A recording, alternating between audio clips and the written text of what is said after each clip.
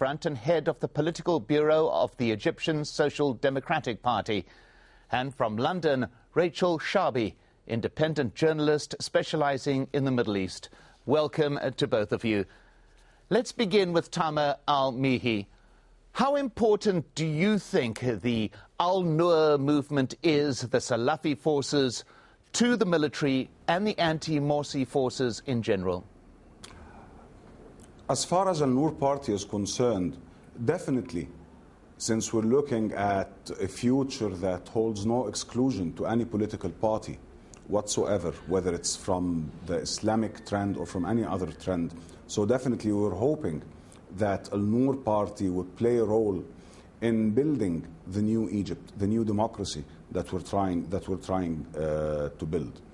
But unfortunately, their performance so far has been a bit, let's say, on the questionable side. And accordingly, we definitely, while we urge them to reconsider their recent stances regarding participating in the roadmap and their positions vis-à-vis the people that were nominated to hold the prime ministerial position under the transitional government, we believe that with gaining popularity among the Egyptian people, the relative weight might decrease in the future. So in their own interest and in the interest of the nation, we definitely urge them to fully participate in the political process at this point in time. Well, Rachel Shabi in London, the support at the beginning of the seizure of power of Al-Noor in a way did appear to give the military a form of religious legitimacy, certainly. How important is it to this process of transition for this particular group to stay within the process and continue to back the military and those forces that are opposed to President Morsi? Well, the problem with that is that the idea of legitimacy, that depends on who is analysing the situation. So for some people, notably Muslim Brotherhood supporters, the inclusion of Al-Noor within the transitional opposition alliance might seem like a bit of a cynical attempt to try and make it appear as though there is some kind of inclusion for Islamist parties, or at least the right kind of Islamist parties. And let's remember that Al-Noor party was, of course, quite closely affiliated with the Muslim Brotherhood not that long ago, when they were both trying to force through a very unpopular and divisive constitution through Parliament. So for the Al-Noor party, it does look a bit like a kind of opportunistic attempt to take support that it believes is hemorrhaging away from the Muslim Brotherhood. And of course, for supporters of the Muslim Brotherhood, this is not going to do anything to persuade them that the democratic process hasn't now been hijacked by military intervention. Well, Taamer al-Mehi, I just want to pick up on that point of the role of the Al-Noor party. Are they being politically cynical, for example, to side with the transition process in the first place, now suddenly to suspend their participation, at the same time as having been a critical partner in terms of forming a majority in Parliament together with the Freedom and Justice Party? They appear to be flipping and flopping according to what they define as their political needs. Basically, what I think is that June 30th demonstrated that all religious-based parties are in crisis. This is not just simply a crisis for the Freedom and Justice Party. It's a crisis for the project of political Islam, and it's not just in Egypt. It will spread all over the region, and definitely, this is why we're seeing Al-Noor party, as you mentioned, flipping and flopping around, hesitating in its positions, not taking a really divisive measure or choosing sides. And in certain revolutionary situations, like the ones we're witnessing these days, you have to take sides. At one point, you have to make a choice. You can't continue indefinitely trying to hold the stick from the middle. We've seen before, over the last couple of years, how many what they call centrist political Islam parties try to play this role. And it didn't work out. It didn't work out for Abd al-Men'am Abu al-Futuh, for instance. It didn't work out for al-Wasat, who would have suffered tremendously, except for the support that the Muslim Brotherhood provided to them. And I believe the Noor party is going to suffer as well. What we're seeing is that day after day, the influence and the popularity of the Islamic project is waning.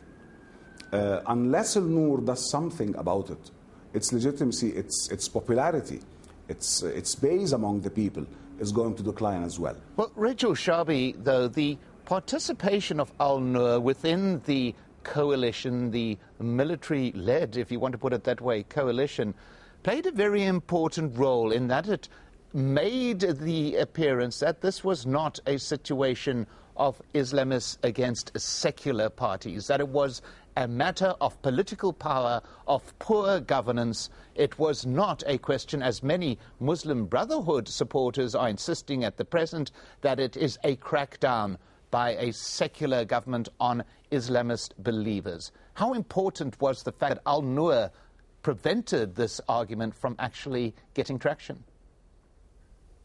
Well, I don't think they did prevent that argument from getting traction. That's the trouble, that the situation still looks very much like a crackdown on Islamists just for the very fact of being Islamist. And to be clear, the massive and unprecedented opposition to Mohamed Morsi as president that erupted onto the streets of Egypt has been a long time coming, and it has been building over the year of his presidency, which was seen as a disaster. It was divisive, it was polarizing, it was unpopular, it was had sectarian tinges that many people found troubling, it was power-grabbing, and it was authoritarian. So it's no surprise to see people out on the streets opposing this presidency, and it's no surprise to see that the Muslim Brotherhood hemorrhaged away so much of their support in the space of just 1 year. However, because of the way the situation panned out, because what happened was that the army effectively stepped in and executed a military takeover, and clearly it is still in power. This is not a transitional civilian government that is in power at the moment. The military is still calling the shots. So because it happened in that way, and because there has been such a crackdown, a shutdown of Islamist channels, a roundup of Muslim Brotherhood leaders, and the attacks and killings of Muslim Brotherhood supporters that we've seen in the last few days, that is, of course, going to make the Muslim Brotherhood feel that this is a secular attack, regardless of what the intentions may be. Well, let's just pause at this moment and take a look at the wider context. The al-Noor party's decision is just the latest example of how fluid and fractious Egyptian politics has become. Let's try and trace some of these political alliances, starting with the 2011 parliamentary elections. Religious parties were able to form a government after winning 70% of the vote. They included the two big players, the Muslim Brotherhood's Freedom and Justice Party and the Salafi al-Noor Party.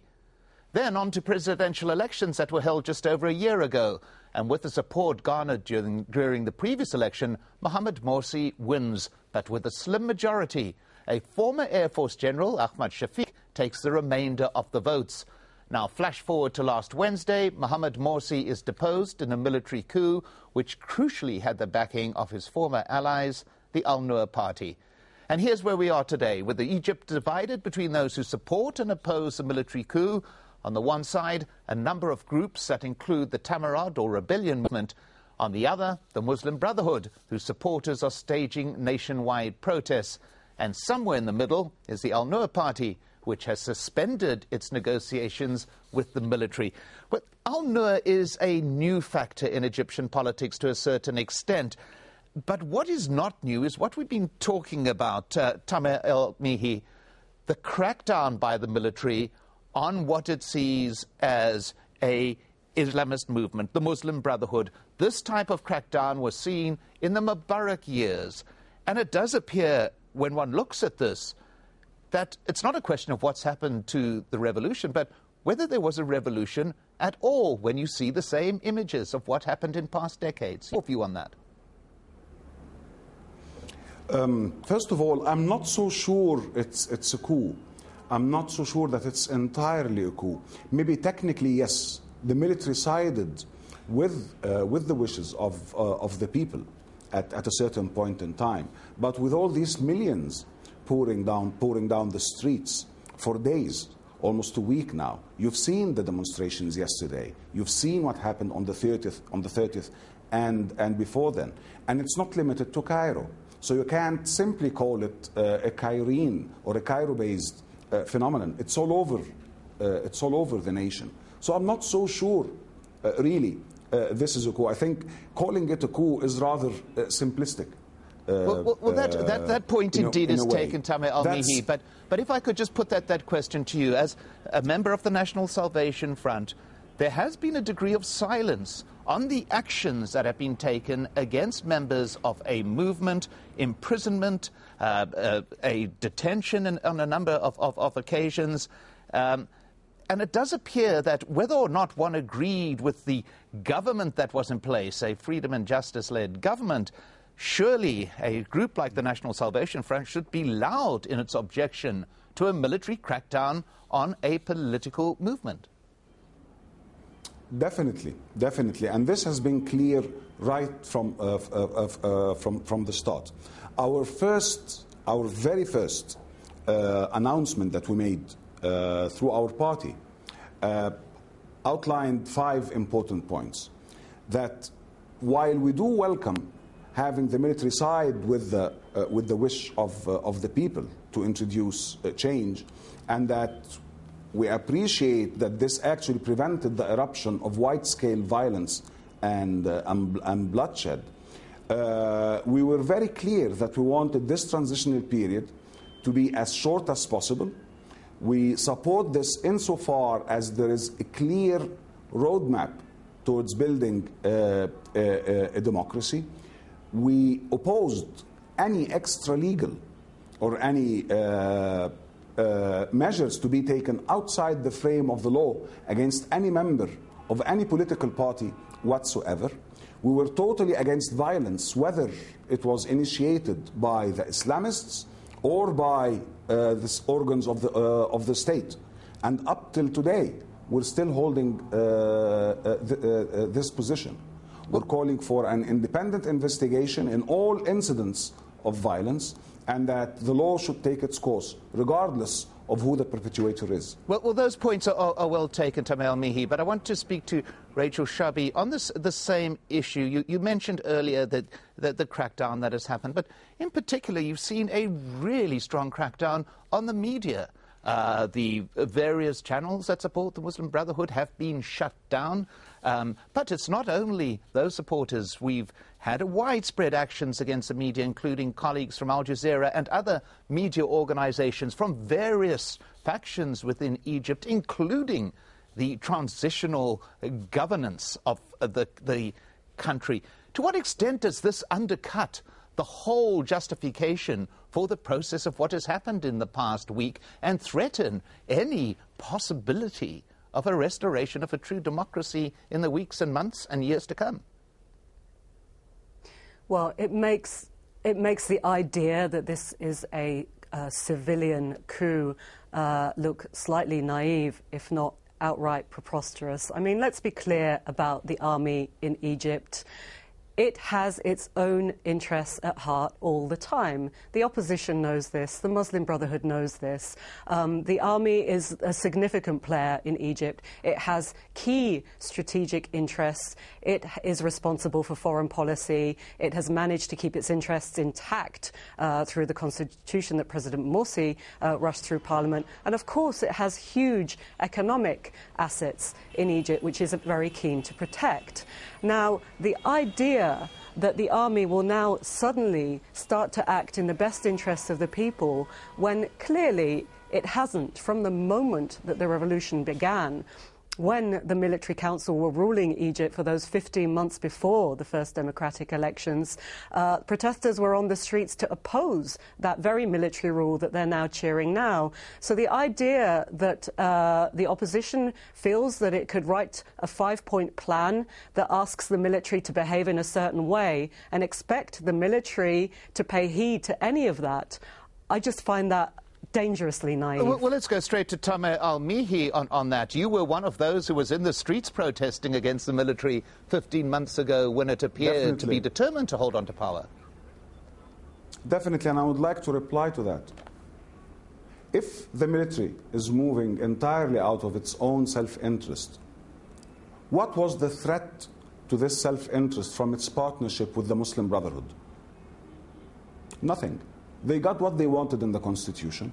There was no threat to their economic empire. There was no threat to their interests. They were free to manage their affairs as they pleased. So to simply say that they moved out of their own self-interest is a bit simplistic, I'm afraid to say. I'm afraid to say there is a larger picture that the military is involved in. I definitely agree that the military plays a very important role in the stability of the political system in Egypt. And possibly one of the reasons for the military to make this move is that it felt that the stability of the current political system is threatened by the new rulers, by the new regime, that it's no longer capable of maintaining the stability of the system. This society was a society in danger. And the military, I think, moved out of its concern for the general welfare and the general stability of the state. This is not to naively say that the military does not have its own self-interest. Definitely the military has its own self-interest, and these self-interests were going to be safeguarded regardless who's in power. Okay, this is an important thing. The second thing is that since the fall of Mubarak, till the military handed over power to the Muslim Brotherhood, the experience has been really horrific for the army. They found themselves at odds with their own people. They found themselves severely criticized and attacked by their own people. And it's highly unlikely that they're going to repeat the same mistakes again. It's better for them to preserve their self-interest through having a civilian government that's capable of ruling.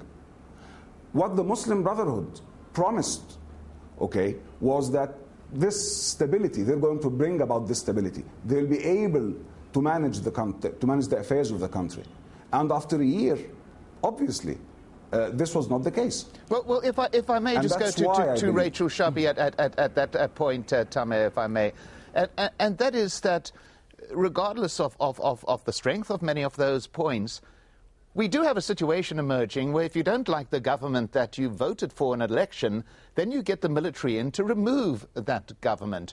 And in so doing as well, you then clamp down on the media, so you have less media protests, you have less criticism of what happens. Is this the danger of what one is looking at in this process of seeking stability? Well, that's exactly the danger. And, of course, the painful irony of this situation is that, you know, the army said it stepped in to prevent exactly the sort of bloodshed that we've just witnessed. I mean, there is more instability now than there was before the military takeover. And, of course, this is what happens, that you end up on this inevitable trajectory when it is a military takeover in that way, and you have a large and significant political player like the Muslim Brotherhood feeling so aggrieved. Now, whether you think that's justifiable or not, that is the reality. And, of course, they're not going to back down. So you have what's becoming an increasingly bloody and dangerous showdown between the army and the Muslim Brotherhood. And, you know, all along the opposition, one of its main complaints, rightly, with President Morsi was that he had a very majoritarian style of ruling, that his approach was, well, we're the majority, what we say goes. If you don't like it, well, you know, there's an election in 3 years. And now what we're seeing is the opposition employ the very same mindset of saying to the Muslim Brotherhood, well, the majority on the street has spoken against you. If you don't like it, you can shut up and we're going to shut you down. Well, let's That's put the that point danger of the situation that's developed now. if we may, Rachel. That issue of creating a coalition, of creating a form of dialogue, of involving Islamist groups like Al-Nur, Islamist groups like Freedom and Justice Party, the groups within the National Salvation Front. Is there a way forward out of this? Is there a way to get this dialogue without having the military as some kind of arbiter controlling the process? Is there any possibility left that the people of Egypt can create their own forum of dialogue without the soldiers and the generals telling them how to? Definitely, I believe so. Just a couple of hours ago, I think, Sheikh Al-Azhar issued a statement urging all parties to start this process.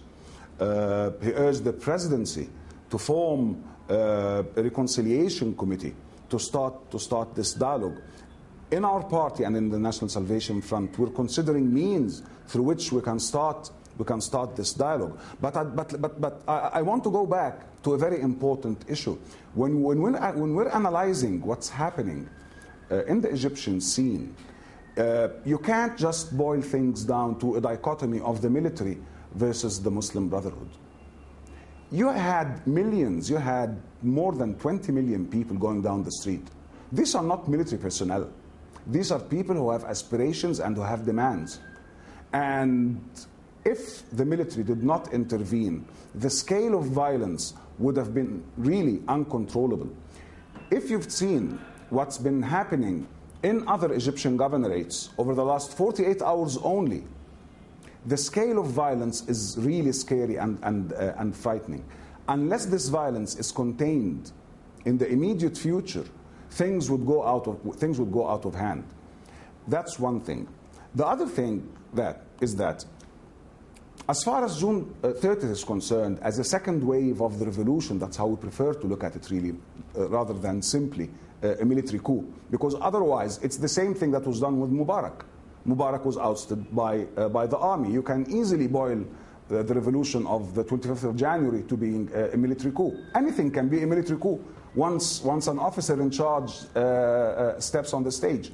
Things are not that simple. Well, they are not that simple, and I have to interrupt you there, Taamer Al-Mehi. I think that your point was well made. Well, thank you so much to our guests, Taamer Al-Mehi and Rachel Shabi.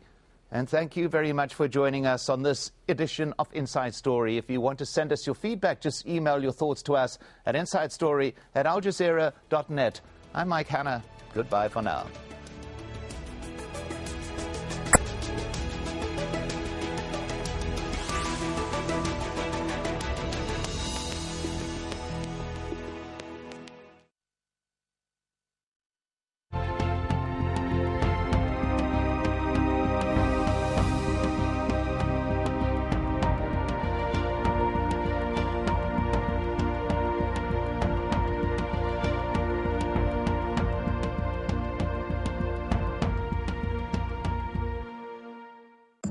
They call it the world's most dangerous race. Yet every year, the Isle of Man TT attracts more and more fanatics. Al Jazeera's Simon McGregor Wood, a self-professed biking enthusiast, gets close to the action, exploring a passion that verges on addiction, of men willing to risk it all for the race of a lifetime. Al Jazeera correspondent at this time.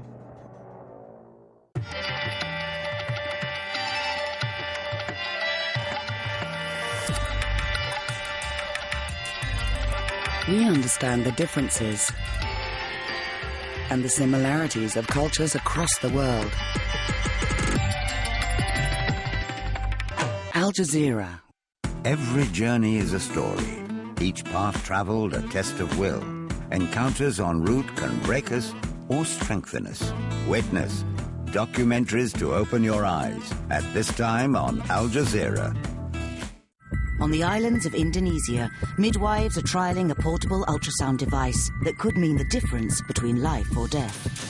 The pharmacy project is plumbing the depths in Norway in a hunt for new drugs. In there somewhere could be an organism that's producing the next antibiotic. And in Oxford, scientists are studying the medical potentials of silk. Cells like it so much that they will grow on it and hopefully multiply. The Cure, at this time on Al Jazeera.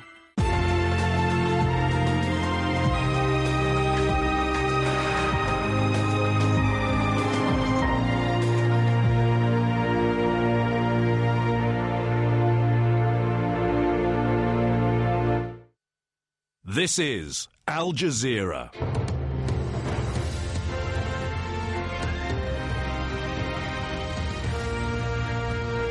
Welcome to the News Hour. I'm Fawzia Ibrahim in Doha with the world's top news stories. Egypt's army says it was acting in self-defense after the killing of dozens of protesters in Cairo. Muslim Brotherhood is blaming the army for the deaths and is calling for an uprising against them. And Pakistan's report on the bin Laden raid, did incompetence and negligence help the U.S. Special Forces? Well, we'll have an exclusive report. I'm Lauren Taylor with the top stories from Europe, including a papal landing on Lampedusa. Pope Francis visits the island gateway to Europe to highlight the plight of the refugees. Plus, creating the world's largest free trade area, talks between the European Union and the United States get underway in Washington.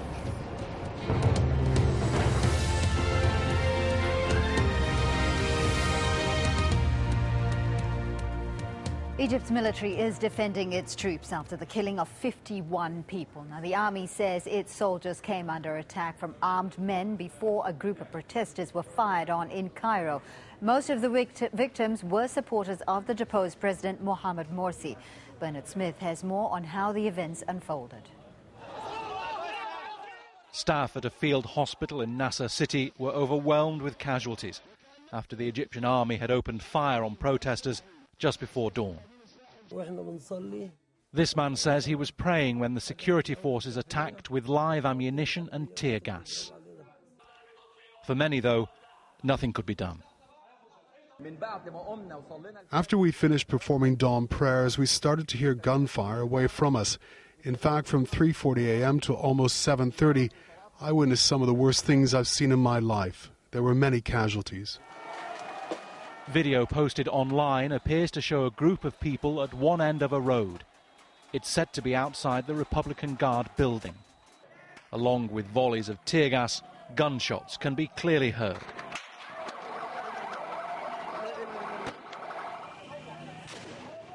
Then, at daybreak, another online video shows a man on a rooftop firing a gun into the crowd and hitting a protester.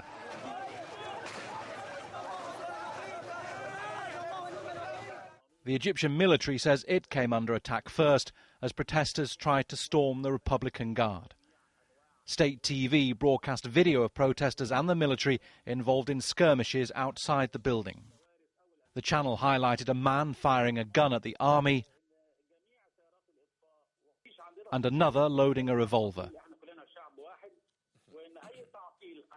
A military spokesman says one police officer was killed and a number of soldiers injured. At 4 a.m., a peaceful scene spiraled out of control. An armed group attacked the perimeters around the Republican Guard headquarters. The personnel responsible for securing the premises, including armed forces personnel and the police force, were attacked with live ammunition. At the same time, other groups started to climb up one side of the building. They started to throw stones, Molotov cocktails, bombs, and even heavy objects at the personnel.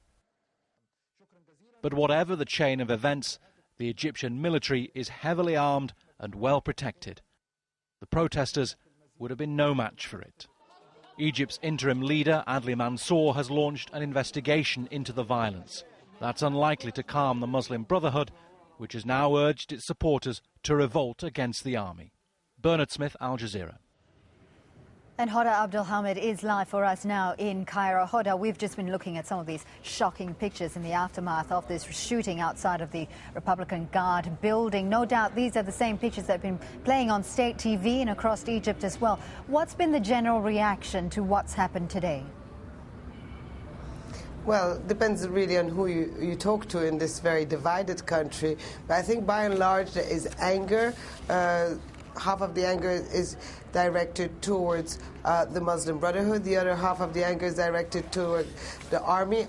I think overwhelmingly on both sides there's a state of shock because we haven't seen such an increase in violence, especially that it's happening really steadily. Every day you have more and more violence, and every day you have more and more dead. And certainly everybody is extremely alarmed, and you really notice that also in all the statements that came out from all the different bodies throughout the day. Everybody trying desperately to calling for peaceful protest, for the situation to calm down. The Grand Sheikh of Al-Azhar issued a statement saying that he was going in reclusion until the bloodletting stops, but he also said that the interim period should last not more than 6 months, and there should be a very strict timetable that all parties adhere to. And then we also heard from the Noor party, that's the Salafist ultra-conservative party that has backed the opposition. It is saying that at the moment it's not going back to any kind of negotiations over an interim government, that it also says that it's coming up with a proposal in which it calls on the Grand Sheikh of Al-Azhar to bring everybody together, including the Freedom and Justice Party or the Muslim Brotherhood, and try to bring about some sort of national reconciliation. Because the word everybody's using today in Egypt is civil war, fear of civil war. And I think those shocking images that have been played out, as you said, on all the channels, whether it's state TV, private channels, has really shocked everyone in the country. Hoda, we've heard from various parties, as you mentioned, various parties right across Egypt to this shooting. Now, the office of Egypt's interim President Adli Mansour has also put up a statement, and he said he expressed regret over the unfortunate incidents of this morning following an attempt to storm the Republican Guard premises. He further stressed it's necessary to maintain self-restraint and to give priority to national interest and national security. The president has handed down orders to form a judicial committee to find out the circumstances, investigate the same, and present its findings to the public. Now, Hoda, do you think this is enough to appease those who feel that they've been victimized by the shooting? I don't think so.